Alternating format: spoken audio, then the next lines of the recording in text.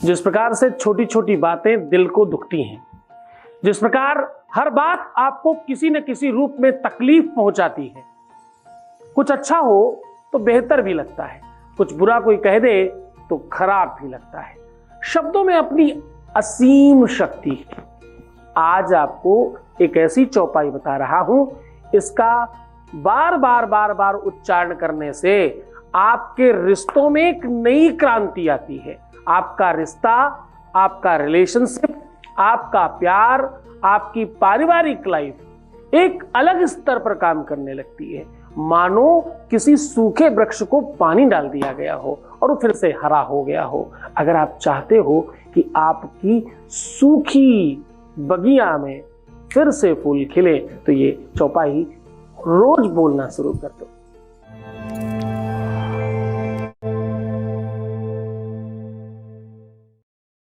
आज की इस यात्रा में तुलसीकृत रामचरितमानस की एक पंक्ति ली जा रही है। इस पंक्ति का अपना एकदम आनंद है।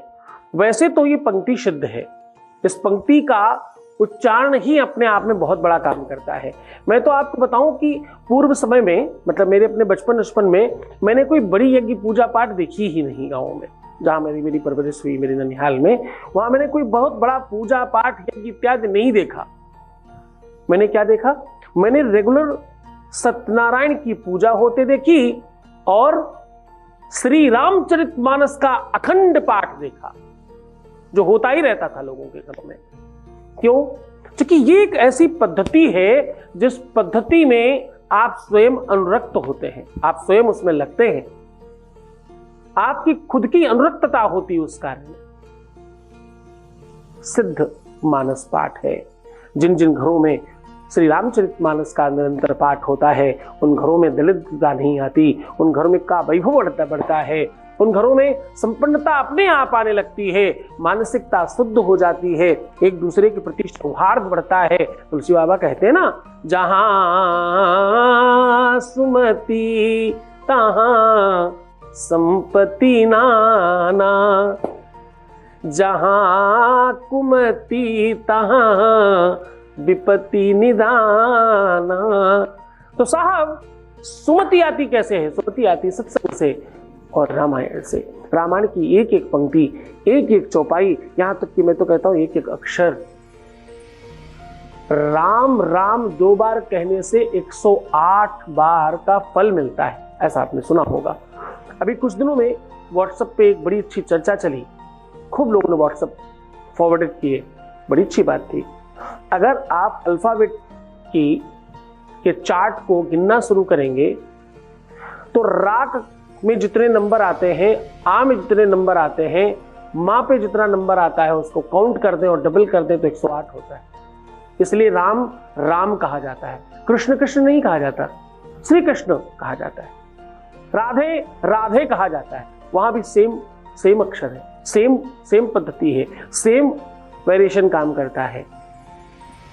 हमारे मानसिकों ने, हमारे ऋषियों ने, आज जो रिसर्चर है ना, जो वैज्ञानिक हैं, पहले भी यही वैज्ञानिक थे, बस हम वैज्ञानिकों को ऋषि कहा करते थे। ऋषि और रिसर्चर ये दोनों समकक्ष हैं।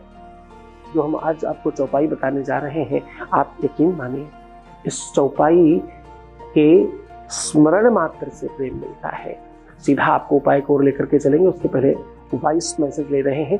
आपके बीच का अनुभव आपके साथ सीधा साझा कर रहे हैं। Voice message please. प्रणाम बाबा जी, जय गुरुदेव।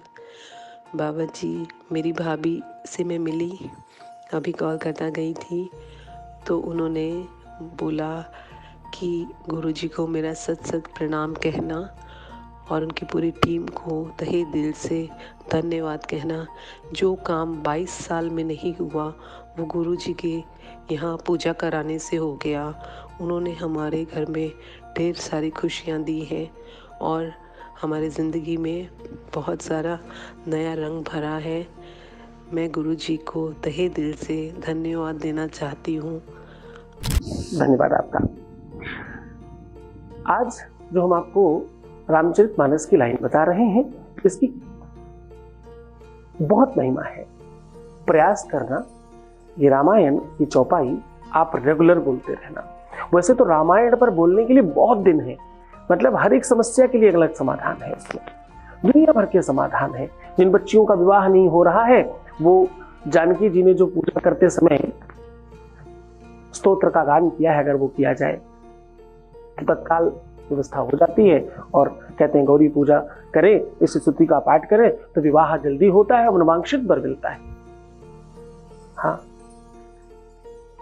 मन जा हीरा चिहु मिलहि सो बरु सहज सुंदर सावरो करुणा निधान सुजान शील स्नेह जानत रावरो। इस स्तुति का पाठ अगर करें, लगातार पाठ करें, निरंतर इस पूजा में अनुरक्ति करें तो कहते मनवांक्षित वर मिलता है। चौपाई अपने आप में बहुत बहुत बहुत कारगर है, पर ध्यान रहे इसका जितना ज्यादा आप जाप करेंगे, पाठ करेंगे, किसी माले से करने की जरूरत नहीं, मन ही मन करिए, बस याद कर लीजिए। सब नर करहि परस्पर प्रीति चलहि स्वधर्म निरति श्रुत नीति। सब नर करहि परस्पर प्रीति। ये शुद्ध चौपाई है। पति पत्नी में हो या प्रेमी प्रेमिका में, भाई बहन में हो या माँ बाप और बच्चों में, बिटिया दामाद की समस्या हो या बेटे और बहू की, इस चौपाई का पाठ करें उनके लिए। करके देखिए, बहुत सिद्ध और बहुत अनुकूल चौपाई है। इस चौपाई से विश्व का ऐसा कोई इंसान नहीं जिसमें परिवर्तन न हो जाए, पर पूरे मन और श्रद्धा विश्वास से करना।